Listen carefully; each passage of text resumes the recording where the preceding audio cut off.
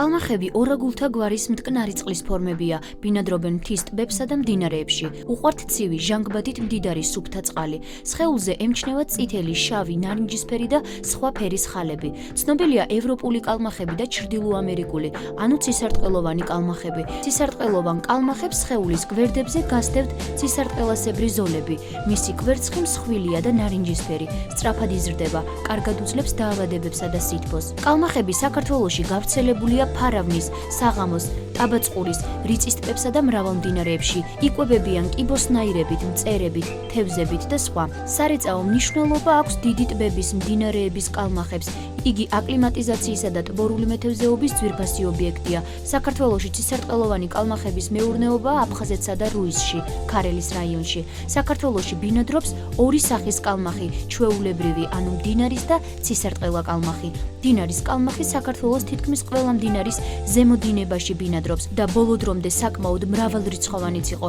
მიუხედავად გავრცელებული ცნობისა, რომ კალმახი მცირე ზომის თევზია, იგი 60 კილოგრამს აღწევს, ხოლო ლიტვის ოფიციალურ რეკორდად ითვლება 7,5 კილოგრამიანი ეგზემპლარი. ცისარტყელა კალმახი ძირითადად საკალმახე მეურნეობაში ჰყავთ, მაგრამ დღესდღეობით ეს ჯიშიც მთელი საქართველოს მასშტაბით გავრცელდა. კალმახის ეს ჯიში გაცილებით უფრო დიდი იზრდება, ცნობილია 20 კილოიანი ეგზემპლარების დაჭერის შესახებაც. საკალმახე მეურნეობის გულმოდგინედ დაგეგმვა კარგად მოფიქრებული პროექტი და ზუსტი ტექნიკური გათვლები უნდა გახდეს კალმახის გამოზრდის საუკეთესო პირობის შექმნის გარანტი. აქვე გასათვალისწინებელია ხარისხიანი და საჭირო რაოდენობის წყლის რესურსის მოძიებისა და მისი შემდგომი რაციონალური გამოყენებისა და გაწმენდის უზრუნველყოფის საკითხები. მეკალმახეობაში გამოყენებული წყალი უნდა აკმაყოფილებდეს შემდეგ მახასიათებლებს: რკინის შემცველობა 0,5 მგ ლიტრში, ამიაკის შემცველობა 0,2 მგ litrში, ხოლო ნახშირის ან ჟანგბადის შემცველობა 0,5 მგ litrში. კალმახისთვის წყლის ოპტიმალურ ტემპერატურას შეადგენს 14-18 გრადუსი. 25 გრადუსზე ზევით წყლის ტემპერატურის ზრდა მცირე ხნითაც კი მიუღებელია მეკალმახეობისთვის. 22 გრადუს ზემოთ მნიშვნელოვნად იზღუდება კალმახის გამოზრდის შესაძლებლობები. შემდეგი ფაქტორი, რომელიც საპროექტო მეურნეობის საპროდუქციო შესაძლებლობებს განსაზღვრავს, არის წყლის რაოდენობა. წყლის მინიმალური რაოდენობის დადგენა და მისი ხარისხისა და ტემპერატურის შეფასება საშუალებას იძლევა განისაზღვროს კალმახის გამოსაზრდელი ტბორების ფართი.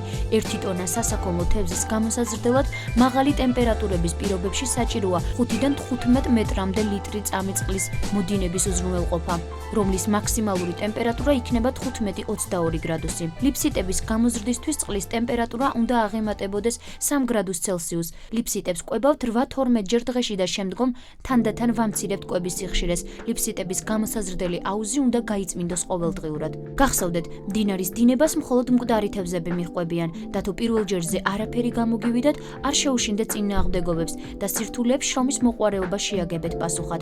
მე ვარ ფერმერი, გისურვებთ წარმატებებს.